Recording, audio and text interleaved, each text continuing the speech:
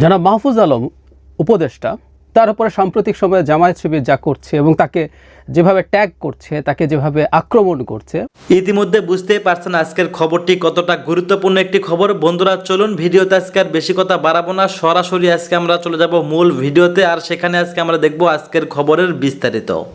জনাব মাহফুজ আলম উপদেষ্টা, তার উপরে সাম্প্রতিক সময়ে জামায়াত শিবির যা করছে এবং তাকে যেভাবে ট্যাগ করছে, তাকে যেভাবে আক্রমণ করছে, তাতে আমার মনে হয় যে মন্দিরের ঘণ্টার কথা বলে না, যেই যায় সেই বাজিয়ে দেয়। জনাব মাহফুজ আলমের ক্ষেত্রে আসলে ঘটনাটা তাই হচ্ছে বলে মনে হয়। কেন বলছি, আমরা খেয়াল করব এই সরকার যখন ক্ষমতায় আসে তখন থেকে ভারত একজন মানুষকে খুব সিরিয়াসলি টার্গেট করেছে, সেটা মাহফুজ আলম। এবং মাহফুজ আলম হচ্ছেন হিজবুত তাহরির। আপনারা যে কেউ অনলাইনে ভিনা সিকরি বাংলাদেশকে নিয়ে যতবার কথা বলেছে, ভিনা সিকরির আলাপ দেখবেন, তিনি মাহফুজ আলমকে স্পষ্টভাবে হিজবুত তাহরির বলছেন।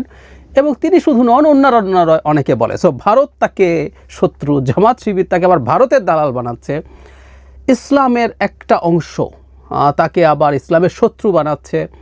মানে এক অদ্ভুত সিচুয়েশন তাকে নিয়ে। কেন তিনি এটায় পরিণত হলেন সেটা নিয়ে একটু কথা বলতে চাই। তার আগে একটা কথা একটু বলে রাখা ভালো, এখন পর্যন্ত মাহফুজ আলমকে নিয়ে আমি দুবার সম্ভবত বা তিনবার কথা বলেছি, দুবার সরাসরি, আরেকবার ডক্টর ইউনুস তাকে যখন ব্রেইন বিহাইন্ড দ্য মুভমেন্ট বলেছেন তখনও। আমি পছন্দ করি তিনি তার কিছু আচরণ, তার কিছু বক্তব্য। যেমন ধরুন, তিনি উপদেষ্টা হওয়ার আগে বা প্রথম তৈরির প্রধান উপদেষ্টার বিশেষ উপদেষ্টা বা কিছু একটা হয়েছিলেন, তারপর এখানে তথ্যতে গেলেন। উপদেষ্টা হওয়ার আগে তিনি জুলাই গণপরিষদে একটা বক্তৃতা করেছিলেন, ওই বক্তৃতাটা যে কেউ দেখতে পারেন।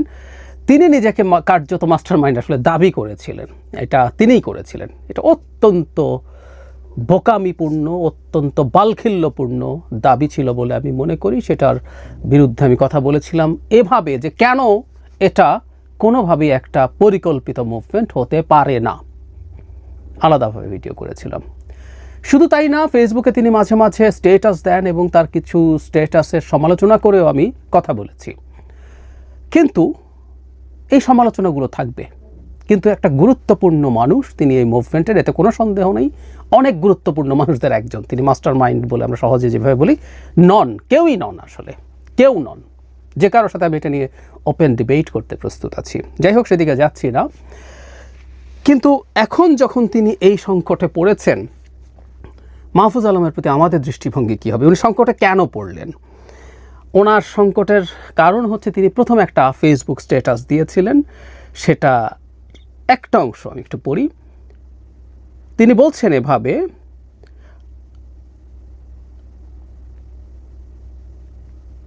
একাত্তরের প্রশ্ন মীমাংসা করতেই হবে, যুদ্ধাপরাধের সহযোগীদের ক্ষমা চাইতে হবে, বাংলাদেশে রাজনীতি করতে হলে পাকিস্তান পন্থা বাদ দিতে হবে, পাকিস্তান এদেশে গণহত্যা চালিয়েছে, সহযোগীদের ইনিয়ে বিনিয়ে গণহত্যার পক্ষে বয়ান উৎপাদন বন্ধ করতে হবে, জুলাইয়ের শক্তির মধ্যে ঢুকে স্যাবোটাজ করা বন্ধ করতে হবে, সাফ দিলে আসতে হবে।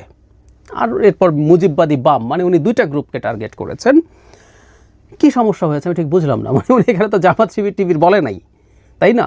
উনি বলেছেন যারা পাকিস্তানকে ওই গণহত্যা সমর্থন করেছে। কিন্তু ওই যেটা হয়, ঠাকুর ঘরে কেড়ে আমি কলা খাই না, জামাত শিবির খেপে গেল এবং বিভিন্ন জামাতের এবং শিবিরের অ্যাক্টিভিস্ট তাকে আক্রমণ করতে শুরু করলেন মারাত্মকভাবে, ভয়ঙ্করভাবে, এবং নানান ছবি টবি আনতে শুরু করলেন। উনি মাদ্রাসায় পড়েছেন, মাদ্রাসার যে তার প্রথাগত পোশাক পরা, সেই ছবি সামনে এনে তাকে কি প্রমাণ করতে চাইলেন জানি না। শিবিরের কোচিংয়ে উনি কোচিং করেছেন, সেখানে পুরস্কৃত হয়েছেন। মানে শিবিরের কোচিং, ওই কোচিং আমি চিনি, ওই কোচিংয়ের নন শিবির বহু মানুষ কোচিং করে। আর আমরা এভাবেও বলি, কেউ যদি আগে শিবির থাকে, তিনি যদি সেটা থেকে বেরিয়ে এসে এক্স শিবির না হন, মানে শিবির থেকে বেরিয়ে আসলে একটা গ্রুপ আছে, একটা বর্গ আছে এক্স শিবির, এরা আসলে শিবির। কিন্তু উনি পুরোপুরি ধুয়ে মুছে এসে তিনি যদি তার নতুন চিন্তার মধ্যে ঢোকেন, সমস্যা কোথায়? আমি ব্যক্তিগতভাবে এরকম লোকজনকে চিনি যারা শিবির করতেন, এরপর এখান থেকে একেবারে ধুয়ে মুছে সাফ হয়ে এসছেন। আবারও বলছি, এক্স শিবির সব শব্দ না, ওনাকে আমি এক্স শিবির বলবো না যদি উনি শিবির থেকেও থাকেন। কিন্তু তারা এগুলো আনলেন এবং তীব্রভাবে আক্রমণ করতে শুরু করলেন। শুধু তাই না, তাকে নিয়ে একটা কথা রটানোর চেষ্টা হলো, সেটা হচ্ছে আওয়ামী লীগকে নিষিদ্ধ করা নিয়ে ক্যাবিনেটে যখন আলোচনা হয় তখন নাকি মাহফুজ আলম সেটার বিরোধিতা করেছেন, উনি নিষিদ্ধতা চাননি, এরকম একটা অভিযোগ। ফলে অনেকেই হুমড়ি খেয়ে পড়ে। আমি পরে দেখলাম আরেকজন ছাত্র উপদেষ্টা জনাব আসিফ মাহমুদ সেটাকে নাকচ করেছেন, তাকে স্ট্যাটাস দিতে হয়েছে এবং মারাত্মক আক্রমণের মুখে তিনি পড়েন। এরপর তিনি যেটা করেছেন আমি মনে করি এটা বোকামি, বয়সের দোষ, ঠিক হয়নি তার স্ট্যাটাসটা ওভাবে দেয়া। উনি বিরক্ত হয়েছেন কিন্তু স্ট্যাটাসটা উনি পরে ডিলিট করে দিয়েছেন কয়েক মিনিটের মধ্যে, কিন্তু যেটা হয় এটা স্ক্রিনশটের জমা নয়, স্ক্রিনশটটা ছড়িয়ে পড়ে চারদিকে। তিনি লিখেছেন, আমাকে নিয়ে নোংরামি করতেছো, ঝামেলা নাই, ফ্যামিলি টাইনো না, যুদ্ধাপরাধের সহযোগী রাজাকারেরা, এটা লাস্ট ওয়ার্নিং। আর যে চুপা শিবিরে সরকারের পথ বাগাইছো আর বিভিন্ন সুশীল ব্যানার খুলে পাকিস্তান পন্থা জারি রাখছো, তোমরা তোমাদের পূর্বপুরুষ রাজাকারা দালালদের তুলনায় অধিক ভুগবা। যারা বিতর্কের এবং গালাগালির লিমিট জানে না তাদের আমি সহনাগরিক মনে করি না। পাকিস্তানপন্থীরা যেখানেই থাকবে সেখানেই আঘাত করা হবে, আমৃত্যু। ঢাবিতে রাজাকারদের আগে ঠেকানো হবে, যারা এদের স্পেস দিছে তাদের জন্য গত 50 বছরের তুলনায় অধিক জিল্লতি অপেক্ষা করছে। একজন উপদেষ্টা, তিনি রাষ্ট্রের দায়িত্বে আছেন, তিনি তার ব্যক্তিগত ক্ষোভ যেভাবে উগরে দিয়েছেন অত্যন্ত অ্যাগ্রেসিভ ভাষায়, এটা খুবই অসৌজন্যমূলক হয়েছে আমি মনে করি। তারা রাজনীতিতে আছেন, সরকারে থাকা মানে রাজনীতিতে থাকা, এবং সমস্ত রাজনীতি করবেনও অ্যাক্টিভলি। এরপর গায়ের চামড়া মোটা করতে হবে।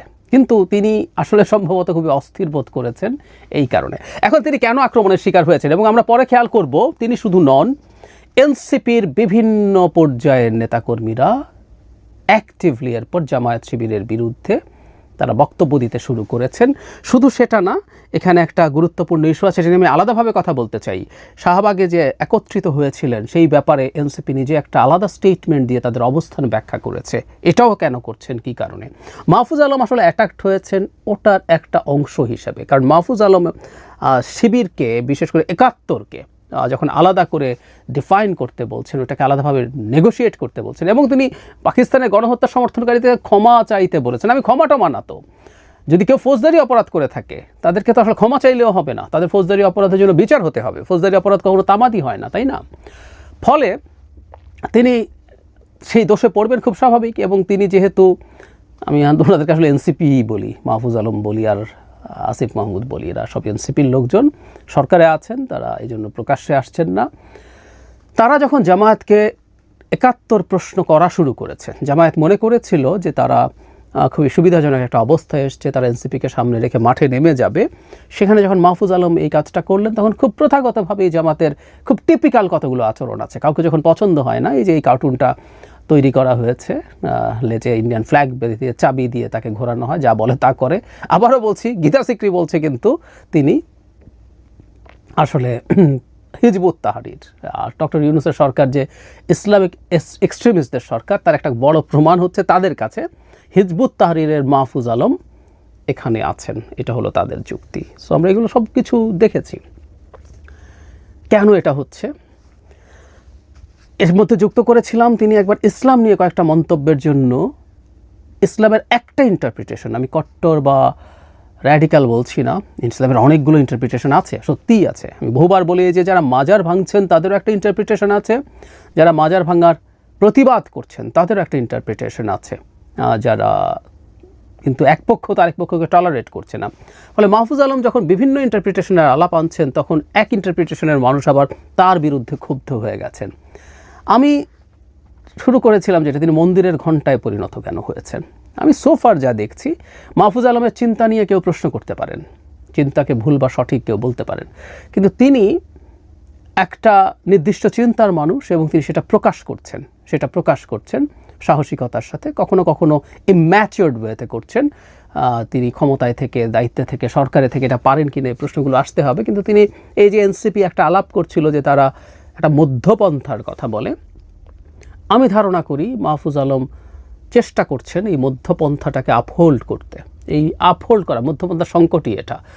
র্যাডিক্যাল রাইটরা চাইবে তাদের দিকে যাও, তুমি আমার মতো করে কেন বলছো না, র্যাডিক্যাল লেফটরা চাইবে তুমি আমার মতো করে কেন বলছো না। ফলে তিনি সব পক্ষেরই আক্রমণের শিকার হওয়ার সম্ভাবনা থাকে, তিনি সেই ঘটনাই করেছেন। এবং জামায়াতের সাথে আসলে তিনি একটা খুব গুরুত্বপূর্ণ জায়গায় ময়দানে নেমে গেছেন, এবং এই ময়দানে নেমে যাওয়াটাই তার, আমি সরি এটা টেকনিক্যালি ঠিক না, এনসিপিকে তার দল বলা ঠিক হবে না, কিন্তু এনসিপির সাথেও সেই সংঘাতটাকে সামনে এগিয়ে আনা হয়েছে।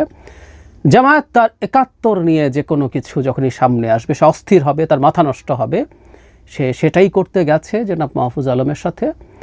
আমরা মাহফুজ আলমের সমালোচনা করি, দীর্ঘদিন থেকে করেছি, যখন যখন তিনি সমস্যা করেছেন বলে মনে হয়, এবং আমি তার কথা, তার অ্যাটিটিউডের মধ্যে এক ধরনের অ্যারোগেন্স দেখি। এগুলো ঠিক না, এগুলো ঠিক না। সমালোচনা হতে পারে, কারো জানাই শেষ জানা হয়ে যায় না। কিন্তু এই প্রসঙ্গে এবার তিনি এটা নিয়ে যেটা করেছেন, ওই সেই পরের স্ট্যাটাসটার কথা বলছি, যেটা উনি ডিলিট করে দিয়েছেন, উনি নিজে রিয়ালাইজ করেছেন যে এটা ঠিক হয়নি, এ ধরনের কাজে তাকে সতর্ক থাকতে হবে। কিন্তু ৭১ নিয়ে তিনি যা বলেছেন, আমরা ভীষণভাবে তার পক্ষে আছি। যারা মাহফুজ আলমকে হুমকে দিচ্ছেন, যারা মাহফুজ আলমকে এটা করবেন সেটা করবেন বলছেন, ইত্রামি করছেন, এগুলো বন্ধ করতে হবে, এগুলো বন্ধ করতে হবে। বাংলাদেশের রাজনীতি করব, কিন্তু বাংলাদেশের অস্তিত্বের সময়টা স্বীকার করি না, বাধা দিয়েছি, এবং সেখানে কোনো রিপেন্টেন্স নাই। আমরা প্রায় অনেককে বলতে শুনি আওয়ামী লীগের কোনো অনুতাপ নাই, ক্ষমা নাই, জামায়াতেরও তো নাই। তো তারা যদি মনে করেন সেটা ছাড়াই রাজনীতি করা যাবে, সেটাকে চাপা দেব ২৪ দিয়ে, যেহেতু ২৪ আমার খানিকটা প্রভাব আছে, খানিকটা, যদিও তারা ভাব ধরেন সব কিছুই তারা, খানিকটা প্রভাব তাদের যেহেতু আছে, সুতরাং ২৪ দিয়ে ৭১কে ধামা চাপা দেব। No way. মাহফুজ আলম, এরকম আরও অনেকেই, প্রত্যেকটা গুরুত্বপূর্ণ পয়েন্ট, ৪৭ আমাদের জন্য গুরুত্বপূর্ণ। মজার ব্যাপার, সেই সময় জামায়াতিরা পাকিস্তান চান নাই, তারা চেয়েছেন ভারত থাকুক। প্রত্যেকটা জায়গায় তারা বিট্রে করেছে জাতির সাথে। আমাদের ৪৭ গুরুত্বপূর্ণ, ৪৭ আমাদের স্বাধীন রাষ্ট্র হওয়ার পথে প্রথম পদক্ষেপ। আমরা প্রথম স্বাধীন রাষ্ট্র হয়েছিলাম, নাগরিক হয়েছিলাম ৪৭-এ।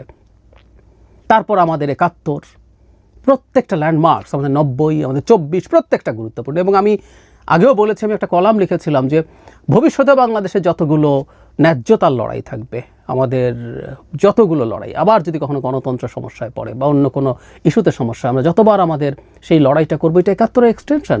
আমরা সাম্য, মানবিক মর্যাদা, সামাজিক ন্যায় বিচারের জন্য যে রাষ্ট্র তৈরি করতে চেয়েছি, সেখানে যখনই বাধা আসবে, যখনই আমরা লড়াই করব, ওটা ৭১-এর একটা এক্সটেনশন। ৭১ বাদ দিয়ে ১০০, ২০০, ৫০০ বছর পরও আসলে বাংলাদেশ হবে না। যদি এটা অন্য ল্যান্ড হয়ে যায়, অন্য কারো দখলে চলে যায়, সেটা আরেক আলাপ, কিন্তু এর আগ পর্যন্ত হবে না। সুতরাং মাহফুজ আলমের সাথে আমরা সলিডারিটি প্রকাশ করছি, আমরা মাহফুজ আলমের সাথে আছি। মাহফুজ আলমের এই বক্তব্য আমরাও আপহোল্ড করি। ধন্যবাদ প্রিয় দর্শকবৃন্দ, আমাদের ফুল ভিডিওটি দেখার জন্য আপনাকে জানাই অসংখ্য অসংখ্য ধন্যবাদ। তো বন্ধুরা, আজকের এই নিউজটি দেখে আপনাদের কি মতামত অবশ্যই কমেন্ট বক্সে কমেন্ট করতে ভুলবেন না। আর হ্যাঁ, এমন নিত্য নতুন আপডেট খবর সবার আগে পেতে চাইলে এখনই আমাদের এই পিচ্চি সাকিব ইউটিউব চ্যানেলটি সাবস্ক্রাইব করুন। ধন্যবাদ।